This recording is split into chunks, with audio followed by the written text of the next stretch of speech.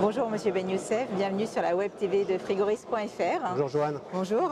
Est-ce que vous pouvez nous présenter vos fonctions actuelles et le rôle que vous tenez au sein de la société Émergé? D'accord, donc actuellement je suis responsable technique et formation au sein d'Émergé.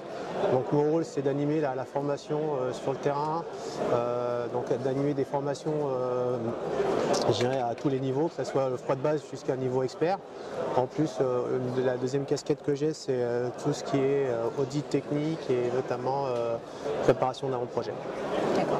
Pour arriver à ces fonctions-là au sein d'une entreprise d'installation en cuisine professionnelle, quel est brièvement votre parcours?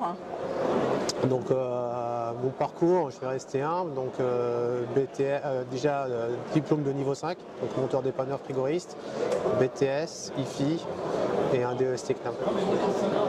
Vous avez également occupé des fonctions d'enseignant? Oui, donc avant de rentrer chez Émergé, j'étais formateur au CFI d'Orly où j'animais tout ce qui est formation continue et formation d'alternance. Donc c'était des formations qui allaient du niveau 5, donc BEP, jusqu'au BTS. Sur combien d'années vous avez été formateur au CFI? Je suis rentré en 2001, avril 2001. D'accord.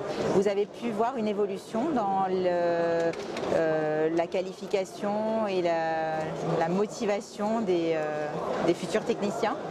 Oui, en fait, donc j'ai pu voir notamment cette évolution-là, notamment le changement de référentiel et les jeunes qui se sont adaptés aux nouvelles technologies. Donc on voit bien qu'aujourd'hui, je dirais, par rapport à ce qu'on demandait il y a plusieurs années, le métier change, la réglementation change.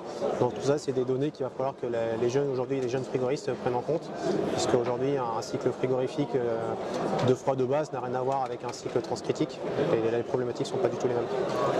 En quoi justement la F-Gaz a changé le quotidien des techniciens? Alors, ce qui a changé au niveau du quotidien des techniciens, au niveau de la F-Gaz, notamment la version 2, c'est déjà tout ce qui est contrôle d'étanchéité.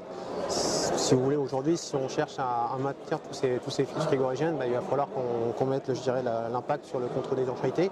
Donc toute la partie traçabilité, chose qui n'existait pas notamment lorsqu'il fallait remplir les documents CERFA et BSD. Donc cette partie traçabilité qu'on demande de plus en plus aujourd'hui aux jeunes techniciens. Et ce qui est bien, c'est que ces points-là sont abordés dans le cadre de la formation.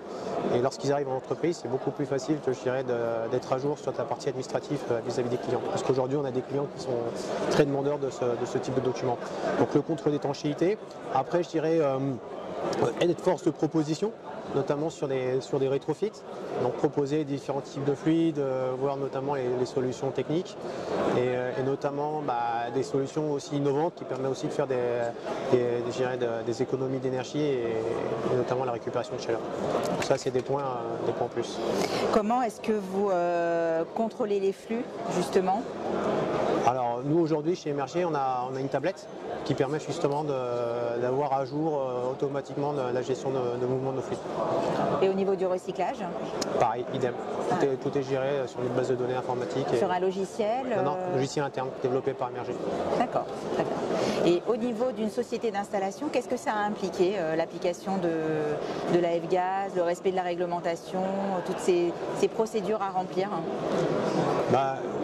Je dirais qu'aujourd'hui, le technicien, il se doit de proposer, d'être force de proposition, notamment sur les visites de contrôle d'étanchéité. Donc c'est vrai que c'est un petit plus parce qu'à un moment donné, je dirais coller des étiquettes, des étiquettes bleues pour indiquer les périodes de contrôle d'étanchéité. Tout ça, c'est une logistique à mettre en place qui n'était pas mise en avant il y a plusieurs années.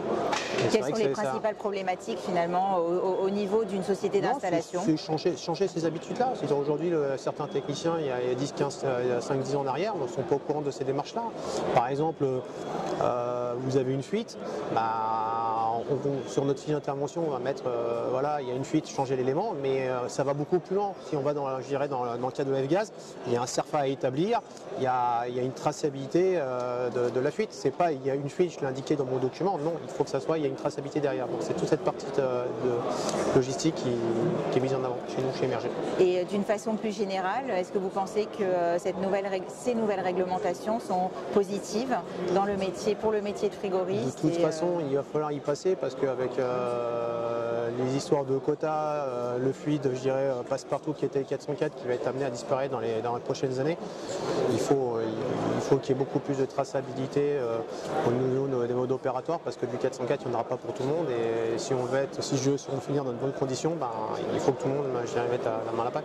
Et d'un point de vue plus général, au niveau de l'impact écologique Alors nous chez Emergy justement là-dessus au niveau écologie on a commencé à mettre en avant tout ce qui est confinement de charge, donc réduction des charges, optimisation des installations, réduction des consommations électriques. On a fait 2 articles dans la RPF et dans Cuisine Pro sur des installations CO2.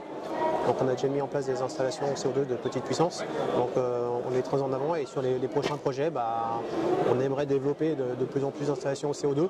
Pareil sur les armoires, tout ce qui est équipement froid commercial, on a des produits qui fonctionnent au propane, à l'isoputane. Donc voilà, on est force de proposition et l'idée c'est vraiment de réduire cet impact en effet de serre, puisque si vous voulez la problématique c'est que il y a une taxe carbone qui nous pend au nez dans les prochaines années et si on veut tout simplement que le client s'y retrouve, il va falloir proposer des solutions innovantes. D'accord. Donc la date butoir c'est 2021 Ah non, nous chez Emergy ça a déjà commencé. Non, l'objectif c'est d'être en avance. Voilà. Vous êtes positif pour l'avenir? Ah oui, toujours. Et sur le métier de frigoriste aussi? Le métier de frigoriste, oui, parce que de toute façon la grosse problématique dans notre profession c'est le manque de personnel qualifié. Donc nous, chez Emergy, on a mis le petit plus sur la formation, ce qui explique qu'aujourd'hui, pas présence chez Emergy. Merci beaucoup. De rien.